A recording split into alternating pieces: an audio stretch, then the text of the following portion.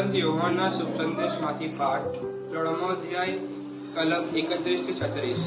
સ્નાન સંસ્કાર યોહાને પોતાના શિષ્યોને કહ્યું, જે ઉપરથી આવે છે તેનું સ્થાન સૌને ઉપર છે, જે પૃથ્વીમાંથી પ્રગટે છે તે પાર્થિવ હોય છે અને પૃથ્વીની વાતો કરે છે।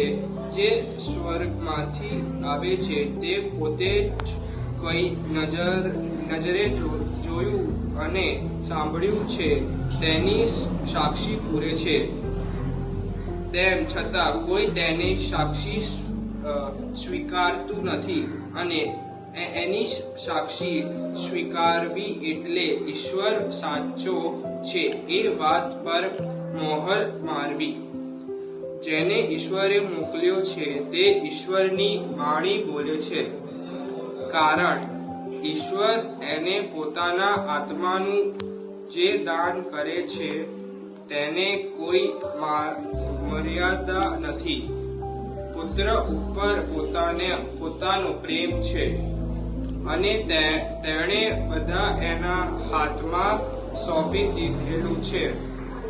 જે કોઈ પુત્ર ઉપર શ્રદ્ધા રાખે છે તે શાશ્વત જીવન પામ્યો છે। જે પુત્રનું સાંભળતો નથી તે જીવન જોવા પામતો નથી, બલકે તેને ઉપર ઈશ્વરનો કોપ કાયમ રહે છે। આ પ્રભુની વાણી છે, તે આપણો આધાર છે। જય ઈસુ। વાલા ધર્મજનો, આજનો શુભ સંદેશ આપણે સાંભળ્યો। ઈસુ પર આરોપ ફરી મૂકવામાં આવે છે। અશ્રદ્ધાનું ઉદાહરણ જોવા મળે છે। શું એ પેલા સુથારનો દીકરો નથી? પેલી મરિયમનો દીકરો નથી? આને તો આપણે મોટો થતા જોયો છે। આનામાં આ બધી અદ્ભુત શક્તિઓ આવી ક્યાંથી?